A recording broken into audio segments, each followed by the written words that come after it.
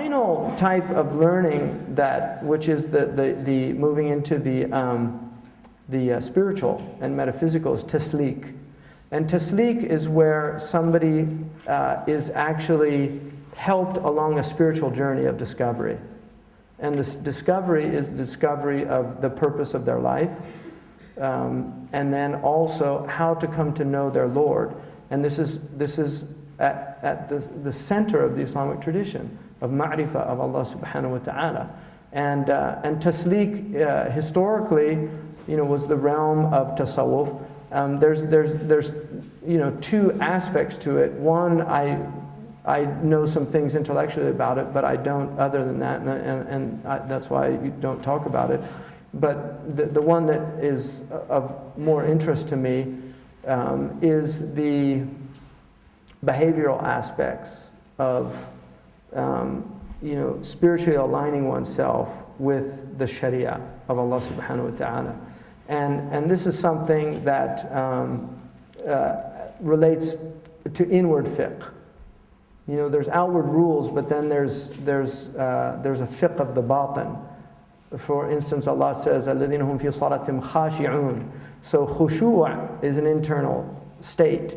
It's not something that's taught in the books of fiqh. You don't have bab al-khushu'.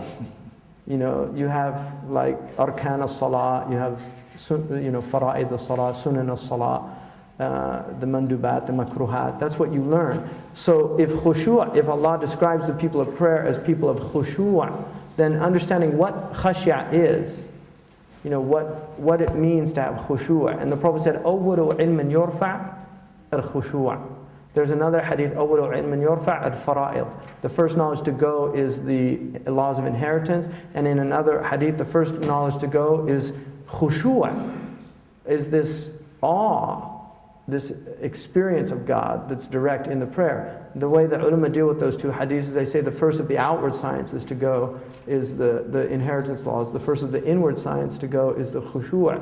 So learning, there are exercises, there are things to do that are beneficial even for young people to do them at an early age. Getting children in a stronger state of presence in their prayer and things like this. So there's much from our classical tradition that we can derive immense benefit from. We have many, many extraordinary manuals on childhood rearing and education written by some of the really greatest scholars. Muhammad bin Sahnun, the great scholar whose father is one of the most important Maliki fuqaha, wrote a book on raising children and the importance. If there's one single thing that I would like to leave with everybody, it is that punitive child rearing is probably the single most harmful thing that exists in the Muslim world today. I think that the Western laxity, which is often criticized by a lot of Muslims that I know, the idea of not disciplining your children is troubling. But what I have personally found is the single most important thing that children need is love, is an immense amount of love and care. If they're given that at an early period, they naturally will harmonize. But punitive, and this is an insight that I gleaned from the Muqaddimah of Ibn Khaldun, because for a long time I struggled to try to understand why the Muslim world was so incredibly dystopic and dysfunctional. And I really came to the conclusion that it's much of it is in child rearing. It's simply how children are raised. What Ibn Khaldun said is that when punitive measures are used on children, they become, he said, that they learn deceit, hypocrisy, laziness. And you can see the section, it's in the section on education. There's a good translation by Franz Rosenthal. It's really worth looking at and thinking about. He said that when children are punished physically with abuse, he said they'll do anything to avoid pain. And so they become duplicitous and they begin to lie. And he said also that leads to this laziness and lethargy in their character. it's very important. One of the most extraordinary aspects of these giants that taught child rearing is they were all in agreement that you should never punish a child in front of other children. That humiliation is one of the worst things that you can do to a child. Dickens in David Copperfield says that, a slight injustice to a little child is like a great injustice to an adult, because in the child's world, a rocking horse is like a great Clydesdale.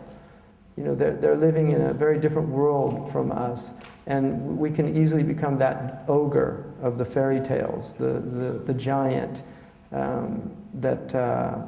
that symbolizes everything that's frightening in the world. And so really making sure that our children are raised in environments which there's no humiliation. They're never humiliated in front of other children. They're not called stupid.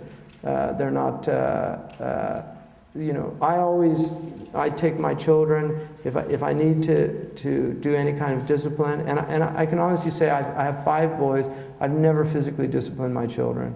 And I don't have a discipline problem with children. I thank Allah for that. But I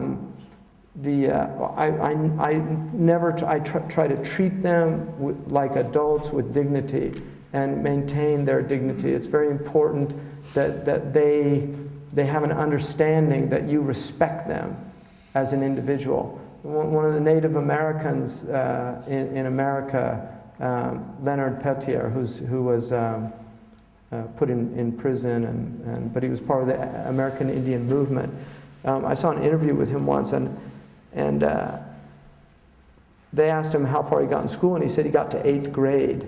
And that man asked him why. He's a really brilliant man, but he said, "Why'd you leave school?" And he said, the teacher one day, he scolded me in front of the other kids, and he said, "If you want to grow up and be somebody, then you better pay attention." And he said, "I knew I was already somebody."